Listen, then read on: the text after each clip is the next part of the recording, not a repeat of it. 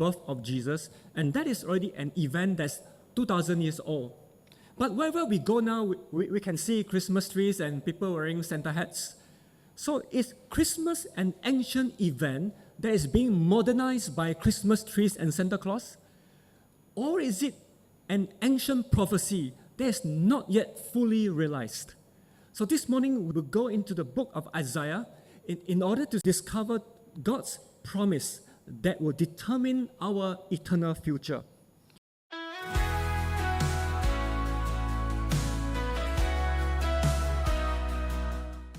The birth of Jesus, and that is already an event that's 2,000 years old.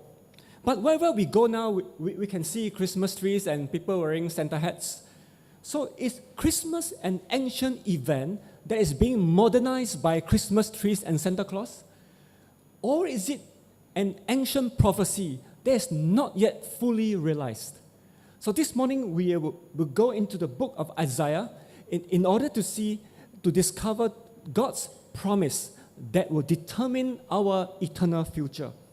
And so we will begin by going 2 chapters back to Isaiah chapter 7, and I will begin in chapter 7 and verse 1. In the days of Ahaz the son of Jotham, son of Uzziah, king of Judah, Rezin the king of Syria, and Pekah the son of Remaliah, king of Israel, came up to Jerusalem to wage war against it, but could not yet mount an attack against it. You know the Christmas carol called We Three Kings of Orient Are. So this morning I want to introduce us to three kings we can see here in verse 1. And so the first king is Ahaz, the king of Judah, followed by Pekah, the king of Israel, and finally Rezin, the king of Syria. We're going to encounter these people. So we need to know that Israel consisted of 12 tribes, right? 12 tribes. But they had a civil war, and they broke into two. And then the smallest side is called Judah with 2 tribes, whereas the other 10 tribes maintain the name of Israel. So Ahaz is the king of Judah. Judah is the name of the bigger of the 2 tribes. The Israel consists of 10 tribes, sometimes called Ephraim, after the name of the bigger tribe. Right? So our brother Wei Xiang is also called Aaron. So Aaron and Wei Xiang, same person. So Ephraim and Israel refer to the same country. Finally, we have Rezin, king of Syria. Syria is a neighboring country to Israel. But let me suggest one way to picture this better. Right? Let's say that Israel is West Malaysia, or because West Malaysia has 11 states, Israel has 10 tribes. Right?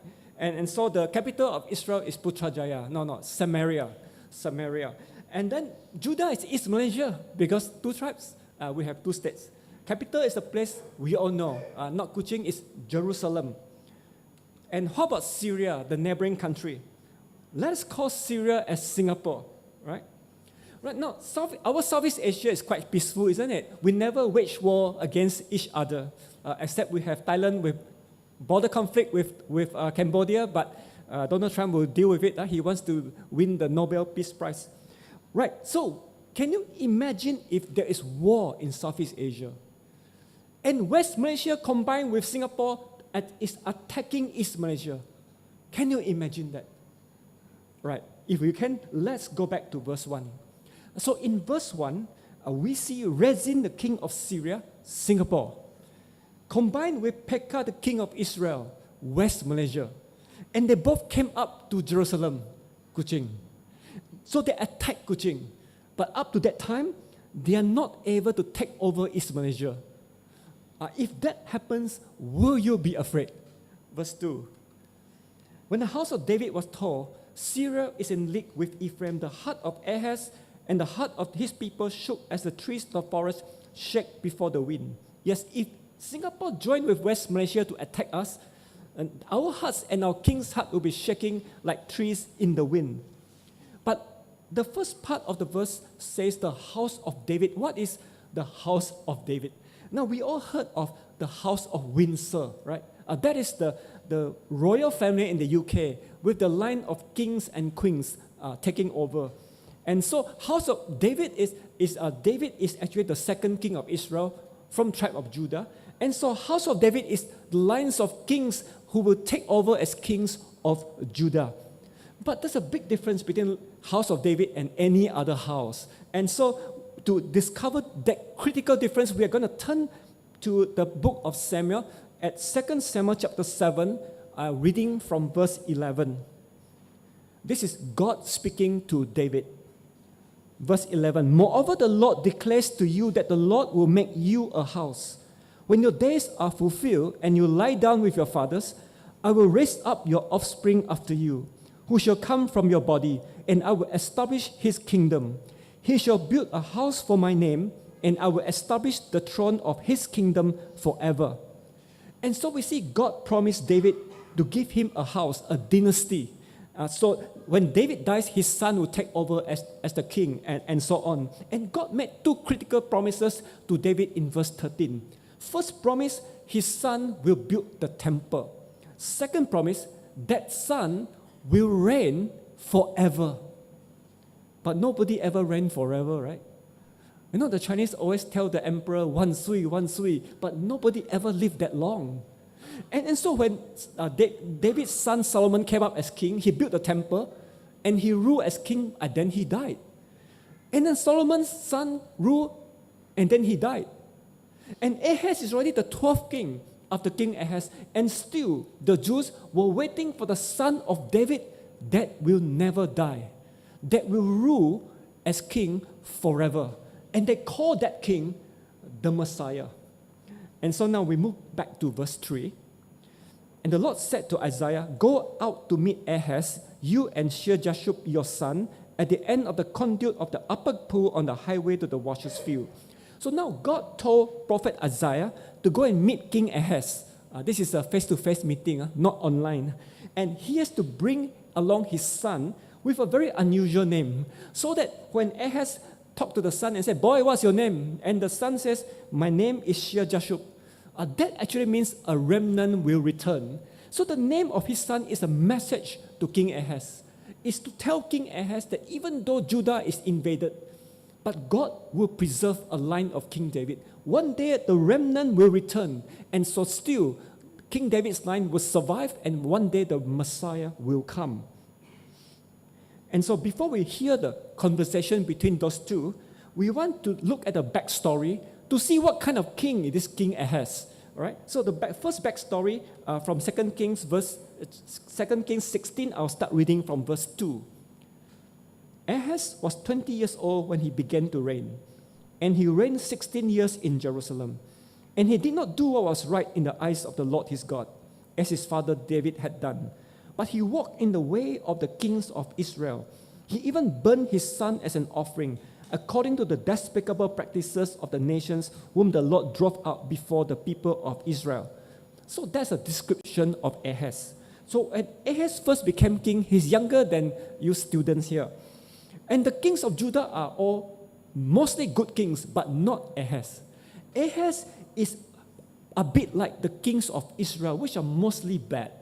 But Ahaz is so bad that he practiced pagan religion and even burned his son as a sacrifice to the gods. And so with that background, let's see what the prophet Isaiah said to Ahaz in verse 4. Be careful, be quiet, do not fear, and do not let your heart be faint because of these two smoldering stumps of firebrand at the fierce anger of Rezin and Syria and the son of Remaliah. The message to King Ahaz is, do not be afraid. Everyone is afraid of the so-called Singapore-West Malaysia alliance attacking East Malaysia, right? And Ahaz must be strong, must not make rash decisions, because both Syria and Israel are going to be destroyed. They are like smoldering stump. You know, when you take the piece of wood from the campfire, and the piece of wood will emit a lot of smoke, after that the fire dies. And so the Israel and Syria, they are going to die. There's no need to be afraid of them in verse 5, because Syria with Ephraim and the son of Remaliah has devised evil against you, saying, let us go up against Judah and terrify it, and let us conquer it for ourselves, and set up the son of Tabil as king in the midst of it. So the aim of Singapore and West Malaysia is to terrify East Malaysia. until they give in. And then they will install their own puppet king to rule East Malaysia following their instructions. Well, will that happen? Verse 7. It shall not stand, it shall not come to pass. For the head of Syria is Damascus, and the head of Damascus is Rezin. And within 65 years, Ephraim will be shattered from being a people. So Ahaz need not be afraid. In fact, Ephraim or Israel will be gone in a matter of decades. But Ahaz will not care what Isaiah is saying. We're going to get that from the second backstory about Ahaz. And that is from 2 Kings 16. This time, we're going to read from verse 7. So this time, the second backstory is that, so Ahaz sent messengers to Tiglath-Pileser, king of Assyria, saying, I am your servant and your son. Come up and rescue me from the hand of the king of Syria and from the hand of the king of Israel, who are attacking me. Ahaz also took the silver and gold that was found in the house of the Lord and in the treasures of the king's house and sent a present to the king of Assyria. So far, we have Syria combined with West Malaysia to attack East Malaysia. But now we will introduce one more country. At that time, the rising superpower goes by the name of Assyria. Similar to Syria, but it's a different country. It is Assyria. And we can think of Assyria as Indonesia, because Indonesia is very big, right?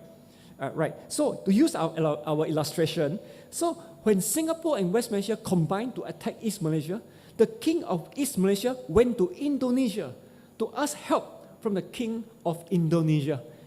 So this King Ahaz, instead of trusting God, he went to get help from king of Assyria to protect Judah, right? Why would the king of Assyria want to help him? Because of money. He took silver and gold from the temple and from the palace to give it to the king of Assyria. But this is not a simple gift exchange like what we will do later. Because once you do that, Judah is under the control of Assyria. So now we can understand what Isaiah is going to say to King Ahaz in verse 9. And the head of Ephraim is Samaria, and the head of Samaria is the son of Remaliah. If you are not firm in faith, you will not be firm at all. If you, the word you is plural in Hebrew. If you, King Ahaz, and everybody in Judah, if you all are not firm in faith, now we see a Hebrew wordplay translated for us. If you are not firm in faith, you will not be firm at all. In English, if you want to do a wordplay, maybe we can say, either you live by faith or you don't live at all. Right? Is any of us going through some difficult times that we fear what is coming ahead of us? And then we begin to think that God is not able to help. I need to find help from somewhere else. Then what Ahaz needs to believe, and what we need to believe, is that God is able to do what He has promised. We can stake our lives on God's promise. So if you are not firm in faith, you will not be firm at all. So either live by faith or don't live at all. Verse 10, again the Lord spoke to Ahaz, ask a sign of the Lord your God, let it be as deep as Sheol, or as high as heaven. And now God says to Ahaz, I will give you a sign to prove that what I say will come true. And you have to give me the sign. You see, the word ask in Hebrew is an imperative. It is a command. You give me a sign. And this sign can be anything. Sheol is a place of the dead, right? You can ask someone who is dead to come back to life. Or as high as heaven, you can ask an angel to come down. You can ask for any sign you want. And what sign will Ahaz ask for? Verse 12. I will not ask, and I will not put the Lord to the test. That sounds very pious, right? It sounds like I'm so confident God will do what He said. I don't need to see any proof. But actually, he is disobeying God's command because that is an imperative. We know actually he has no faith in God. He rather trusts in Assyria. You know, sometimes when people say when people don't want to become a Christian, they might say something else. Or they might say, well, I find it hard to believe that God would do something so good for someone like me. When actually the reason is something else. Maybe they're sleeping with their boyfriend, girlfriend, and they don't want to stop. And so Ahaz says one thing, but actually he is disobeying God's command. And now Isaiah replies him in verse 13, Hear then, O house of David, is it too little for you to weary men, that you weary my God also?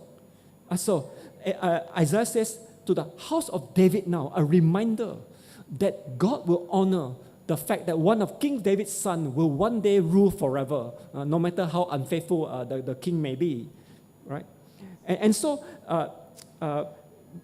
Is anyone of you feeling tired right now? And Isaiah is saying to Ahaz that you are making me tired. And not just me, you're making God tired as well. You are testing the patience of God. Verse 14, therefore the Lord himself will give you a sign. Since you are refused to give a sign, God will decide the sign. What is the sign that God will give? Behold, the virgin shall conceive and bear a son, and shall call his name Emmanuel. And the word virgin here, translated from the Hebrew word, it can mean a young woman who never had sexual relation, or it can even mean a newly married woman. It is quite a flexible word. And this woman gives birth to a son and names him. So how did you get your name? Was your name from your father or your mother or your grandparents? See, for Jewish culture, it is the father that names the child. But here, take note, it is the woman that names the child. And what is the name? The name is Emmanuel. It means God with us. Verse 15, he shall eat curds and honey when he knows how to refuse the evil and choose the good. So this child will eat curds and honey. That is not a good sign. Because when you eat curds and honey, it means that the land is devastated. That's why people have to take milk from the cow, coagulate the milk into curds, it's like cottage cheese, and eat that mixed with the wild honey. So in peaceful time, people will grow crops and eat their crops, but Judah is going to have a time when they're going to be at war, and it'll be a very difficult time. When will that be? It will be when he knows how to refuse the evil and choose the good.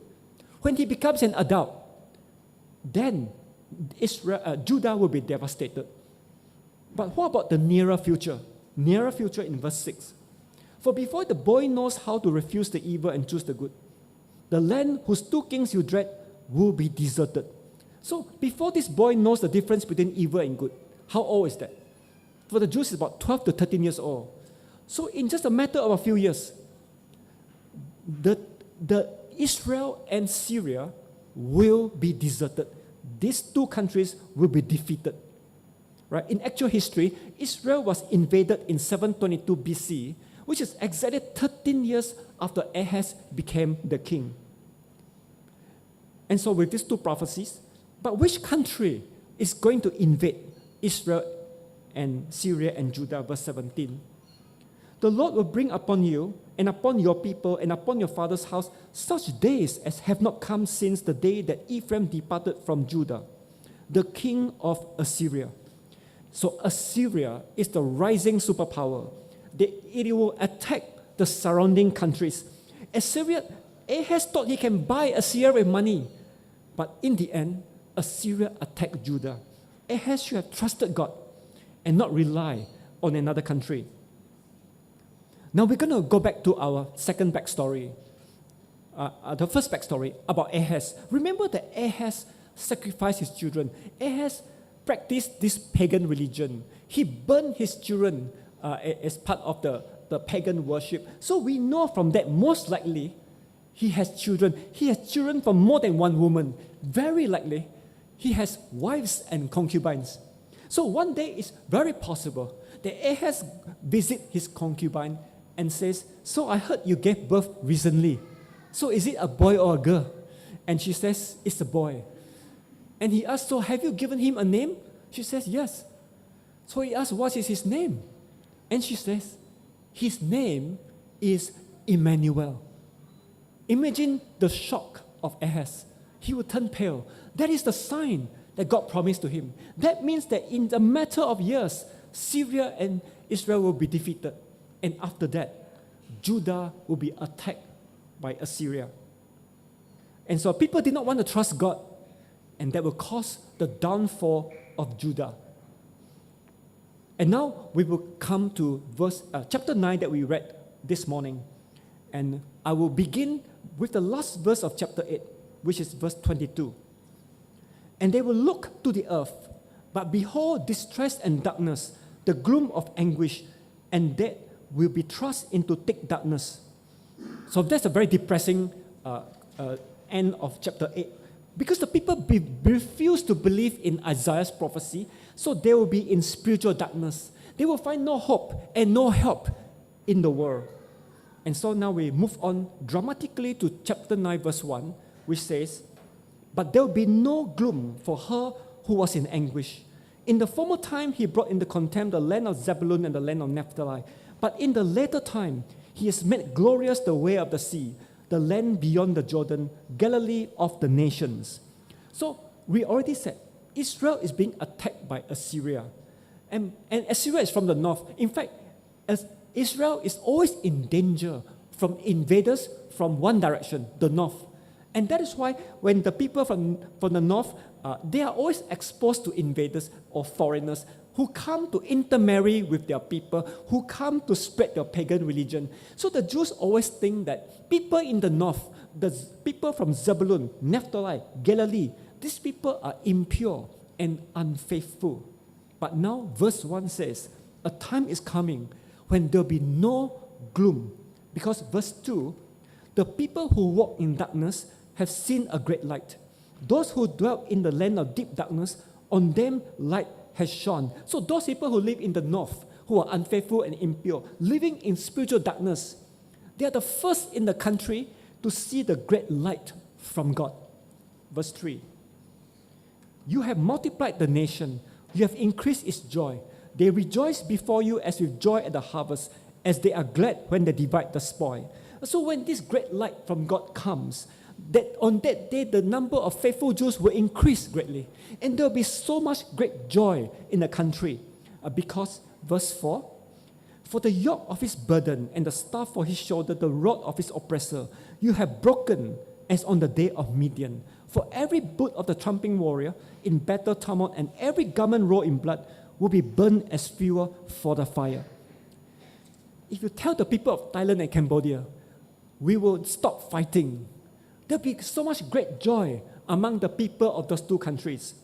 And Israel will fill with great joy with the announcement that their enemies are going to be defeated. All the oppressors, all the invaders will be defeated. Like the day the Midianites, their enemy previously, was defeated. And once we defeat the enemies, we don't need our weapons anymore. We can burn our weapons up. We don't need to fight anymore. And what will cause all this to happen? Verse 6. "For to us a child is born, to us a son is given, and the government shall be upon his shoulder, and his name shall be called Wonderful Counselor, Mighty God, Everlasting Father, Prince of Peace." All this will happen for the Jews because God will give them a human-born male child. And this male child will bear responsibility of governing the whole world. And he's given 4 names. First, he is Wonderful Counselor. His counsel is wise and supernatural. Second, he is actually God. He will defeat all his enemies because he is mighty God. He is Everlasting Father. He will show affection and compassion to his children forever. Lastly, he is Prince of Peace. He is not like the Nobel Peace Prize winner who organized a ceasefire that does not last very long. Because there's no peace between man and man, simply because there's no peace between God and man. But this Prince of Peace comes to provide a way for man to be reconciled back to God. So that, verse 7, "Of the increase of his government and of peace there will be no end. And on the throne of David and over his kingdom, to establish it and to uphold it with justice and with righteousness from this time forth and forevermore. The zeal of the Lord of hosts will do this." So this male child, he will subdue all opposition and bring in universal peace. He will rule with justice and righteousness as the son of David that will never die, as the Messiah who is going to rule the world forever. 700 years later, the Apostle Matthew wrote in his Gospel, reading from Matthew chapter 1 and verse 18. Now the birth of Jesus Christ took place in this way. When his mother Mary had been betrothed to Joseph, before they came together, she was found to be with child from the Holy Spirit. So a woman named Mary from the line of King David became pregnant. And even though she never had any sexual relation with his fiancé Joseph, an angel spoke to Joseph in verse 21, saying, "He will bear a son, and you shall call his name Jesus, for he will save his people from their sins." Jesus came because you and I sinned by living our own life, our own way, without God. And as a result, we have no peace with God. And so that is why we have no peace within ourselves, and no peace in our community, and no peace in our world. Jesus was the only man who never sinned. But Jesus came to die on the cross, to take our punishment on our behalf, so that if we call on Jesus, he will forgive our sins and reconcile us back to God. But Jesus did not die like everybody else dies, because Jesus rose again from the dead. And he is the son of David who will never die. He is going to return as the judge to punish all who reject him. And he will return to rule as Messiah forever. So verse 22. All this took place to fulfill what the Lord had spoken by the prophet. "Behold, the virgin shall conceive and bear a son, and they shall call his name Emmanuel," which means God with us. The son that Mary gave birth to is the longer range fulfillment of Isaiah's prophecy made 700 years earlier. The Greek word for virgin, patinos, it does not refer just to any young woman. It does not refer to a newly married woman. It only is for a maiden who never had sexual relation. It is strictly for a virgin. Jesus was born of a virgin and therefore he is the Son of God, not Son of Man. Jesus was not named Emmanuel, but Jesus is Emmanuel, because Jesus is fully God and fully man. Jesus is God with us. And so God keeps his promises. And this morning, we are all seated with some at the front, right? Some in the middle, some at the back.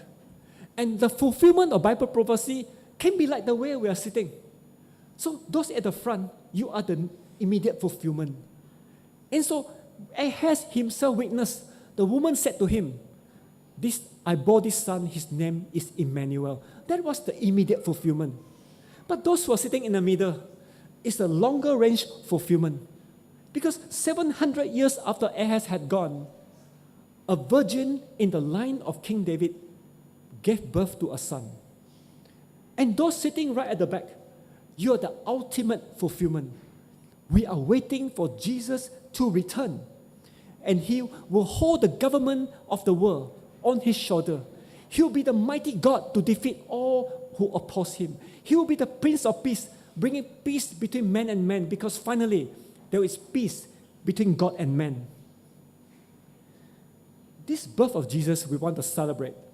It was prophesied hundreds of years before it happened. There is actually more than 300 prophecies about Jesus detailing his life, his death, his resurrection. A mathematician estimated that for one person to even fulfill just 8 prophecies, the chance for that is 1 in 100 quadrillion. That's about 1 in 10 to the power of 17. No matter how difficult, God fulfills what he promised. In fact, the whole basis for relationship is promises. There'll be no relationship. A relationship is a relationship because of the promise of faithfulness, of loyalty, of commitment. If nobody makes a promise to anybody, there'll be no relationship and nothing for anybody to look forward to. In a few moments, we will close in prayer. There may have been men or women who have, in our lives, did not keep their promise to us. Maybe we have ourselves not kept some of our promises. But this morning, God keeps his promises. God made promises to us. He never breaks his promise. This Christmas, let us claim God's promises to us. If like Ahaz, we are going through some very difficult times, and we fear what is coming to us, we must remain faithful and not turn to something else. We must continue to believe. We must trust that God will sustain us. And if any of us, this is the first time you hear that Jesus died so that we can have peace with God, then as we pray, call upon Jesus to forgive your sins and to submit to Him as the ruler of the world. So we're going to spend a few moments in prayer, and after that, I will close. So let us all pray. Unto us a son was born, God's greatest gift to the world. All dominion belongs to Him.